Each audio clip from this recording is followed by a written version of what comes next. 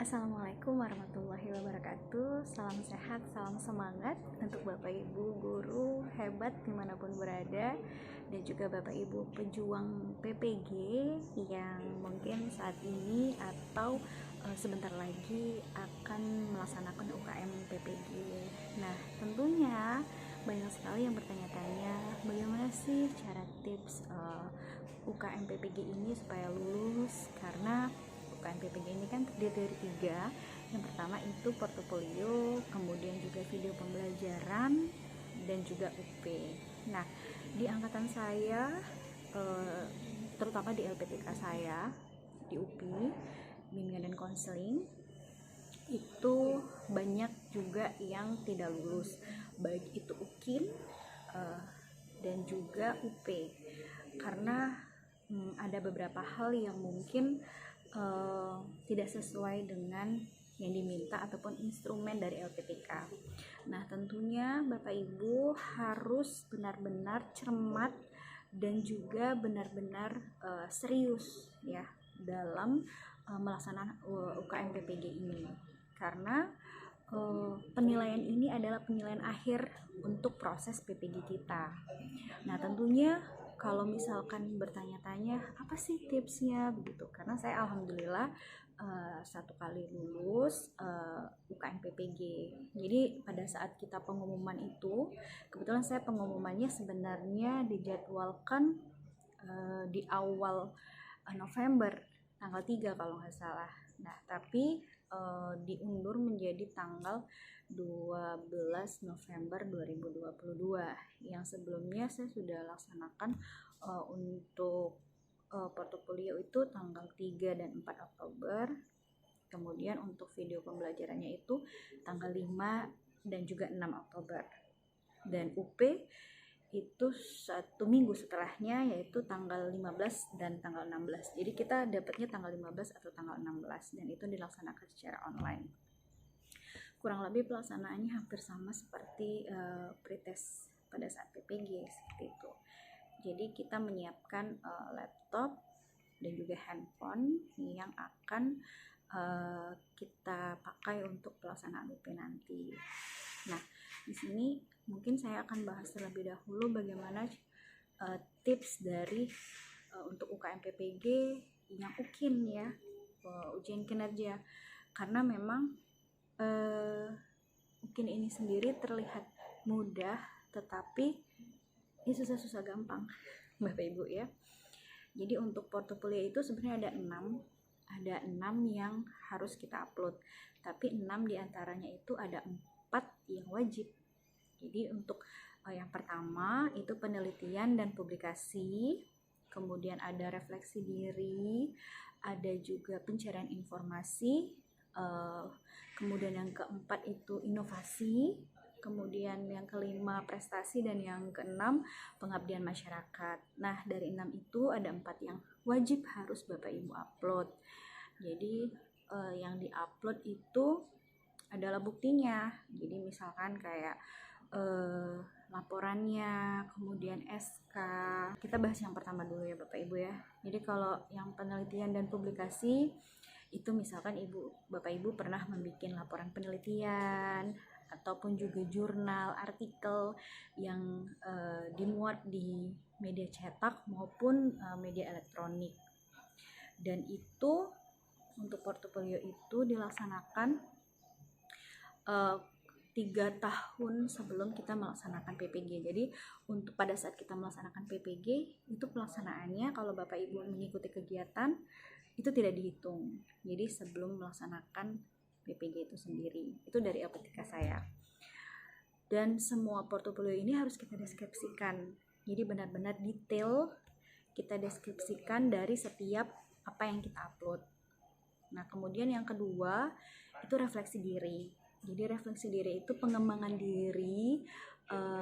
Jadi misalkan perbaikan-perbaikan seperti apa yang sudah kita lakukan selama kita proses pembelajaran. Kalau saya kan BK, bimbingan konseling, artinya dalam selama pemberian layanan pengembangan diri apa yang sudah saya lakukan. Kemudian yang ketiga adalah pencarian informasi.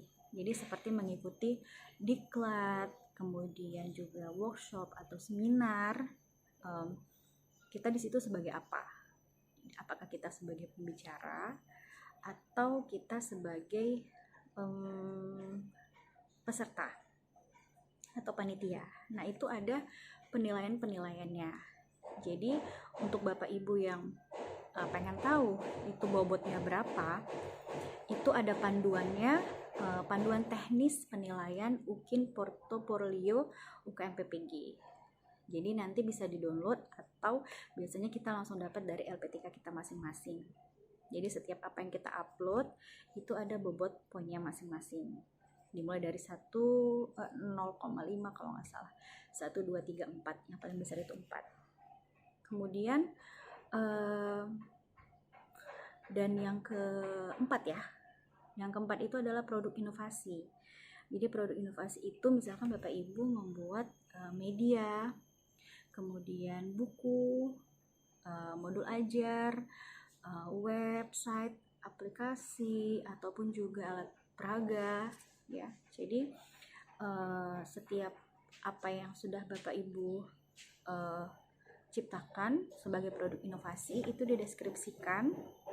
Kemudian kalau bisa itu karena kan kita bisa memilih kita menggunakan Google Drive atau YouTube gitu. Tapi kalau memang kita pada saat menggunakan produk inovasi itu kita pernah melakukannya, terus kemudian kita videokan, kita upload di YouTube, ya nggak masalah.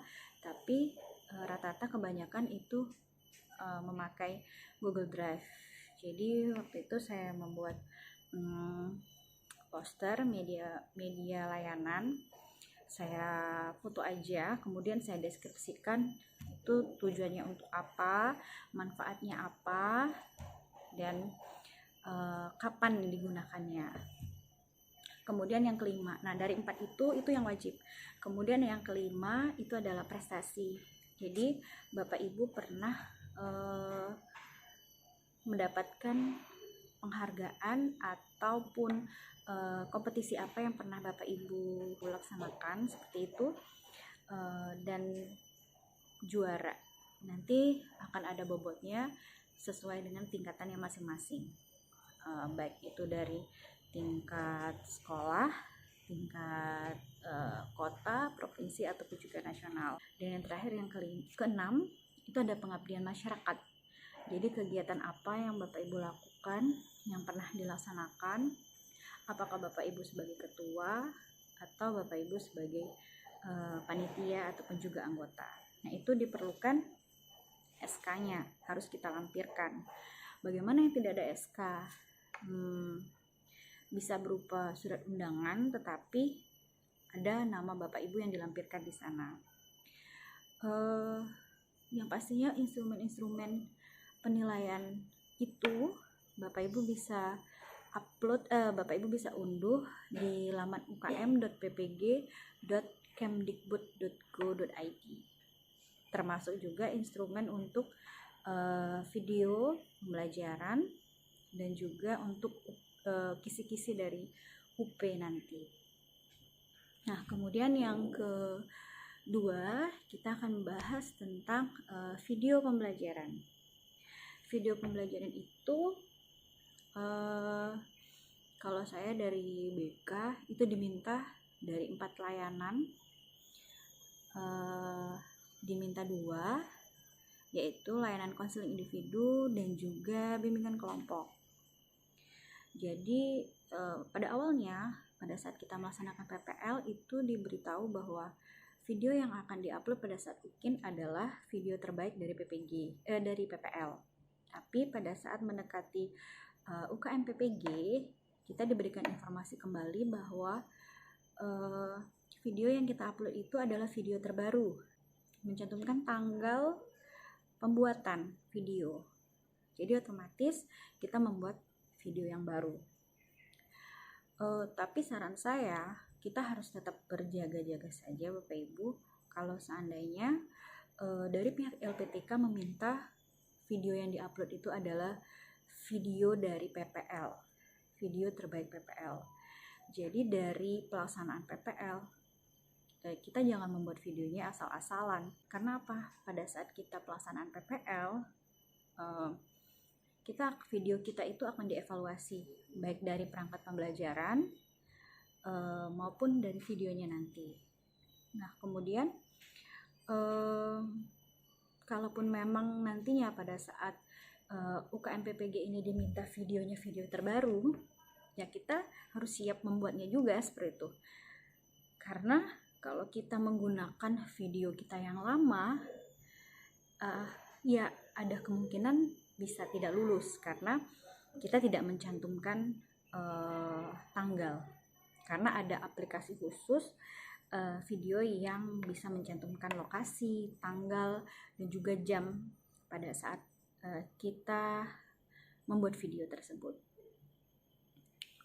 Jadi dari beberapa teman saya di jurusan saya itu, di prodi saya, ada yang tidak lulus mungkin juga termasuk di video. Sempat sharing juga, dan di awal sudah kita bahas bahwa video ini harus publikasi, harus bisa dilihat publik. Jangan sampai nanti tim penilai atau dosen pada saat mengklik link video tersebut itu tidak bisa dibuka. Ya, jadi kebanyakan yang tidak lulus seperti itu. Nah, jadi selain kita melihat terlebih dahulu instrumen apa, ya, instrumen apa dalam penilaian UKIN ini. Jadi di setiap program studi itu ada instrumen-instrumen yang dinilai oleh tim penilai untuk video kita tersebut.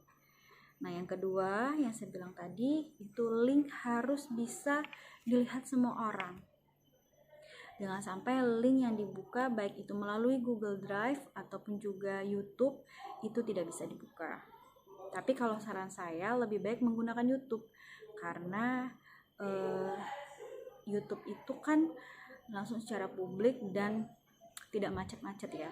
Kalau lewat Google Drive, apalagi dengan durasi yang mungkin lebih dari setengah jam, itu biasanya agak lama dibukanya atau di playnya seperti itu. Kemudian yang ketiga itu suara harus jelas. Sebaiknya saran saya, kalau Bapak Ibu menggunakan handphone untuk memvideokan, saran saya lebih baik Bapak Ibu menambahkan perangkat lain seperti menggunakan mikrofon. Ya, jadi biar suara kita terutama sebagai guru itu lebih jelas dan bisa dinilai oleh tim penilai ataupun juga dosen.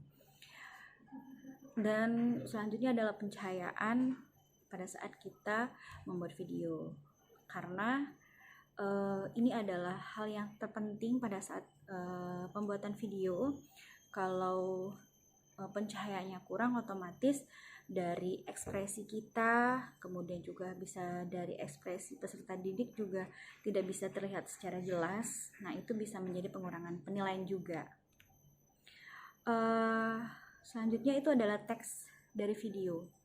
Teks dari video itu harus sama persis dengan perangkat pembelajaran yang sudah Bapak Ibu buat. Jadi jangan beda antara teks video, tahapan-tahapannya itu dengan perangkat pembelajaran yang Bapak Ibu buat. Kalau saya di BK itu ada rencana pelaksanaan layanan, jadi memang harus sesuai tahapan-tahapannya. Tahap pembukaan, inti, dan juga pengakhiran atau penutup itu harus sama dengan video tersebut. Lebih bagus lagi kalau Bapak Ibu bisa membuat teksnya secara lebih detail, jadi memang lengkap sekali dan itu lebih bagus. Kemudian durasi video ini biasanya ditentukan oleh pihak LPTK ataupun juga secara pusat 30 menit sampai 40 menit, kurang lebih seperti itu. Jadi Bapak Ibu jangan sampai membuat video itu kurang dari ataupun juga lebih dari durasi yang sudah ditetapkan. Kalau saran saya sih lebih baik kita membuat video lebih dari durasi tersebut, karena pasti ada beberapa bagian-bagian video yang akan kita potong yang kira-kira kurang bagus ya untuk kita masukkan begitu. Jadi lebih baik kita cut, kita ambil bagian-bagian penting dan tetap melihat dari durasi yang sudah ditetapkan. Jadi Bapak Ibu, itu tadi tips-tips dari saya mungkin yang bisa membantu Bapak Ibu untuk pelaksanaan UKM PPG, untuk terutama yang UKIN terlebih dahulu di video yang pertama ini. Mudah-mudahan video ini juga bisa menjadi referensi untuk membuat video pembelajaran dan juga portofolio Bapak Ibu yang akan Bapak Ibu upload. Sekian dari saya. Terima kasih. Wassalamualaikum warahmatullahi wabarakatuh. Bye bye.